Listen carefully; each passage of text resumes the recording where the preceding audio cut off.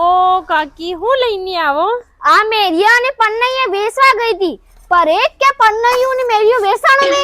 ઓ દિવાળી તો અમારા જમાન થતી. અમારા જમાનામાં નાના નાના ટેટા મેરિયું લઈને નીકળતા. અમે તો ઘેરા ઘેરા મેરિયું કરવા જાતા ને બૈરિયા તેલ પૂરતી ને પૈસા આલતી. હવે મોબાઈલ ને જમાના વાળા સોરા હું જાણી કે મેરિયું હું કહેવાય. હવે તો મેરિયું કરવા જાય તો હરમ આવે. આ આપણે વાગડની પરંપરા. આજકાલની બાઈએન તો પન્નૈયામાં દીવો કરવો પડે એમ કહીને જોર આવે ને ચાઇનીઝ લાઈટો લગાડી. બાપ તેલ તો કેવી લાઈટ હે. બૈરીએ તેલના ને ઘીના દીવા કરતી. તેલ તો ઘરના ખૂણા ખૂણામાં દીવા મિલતો.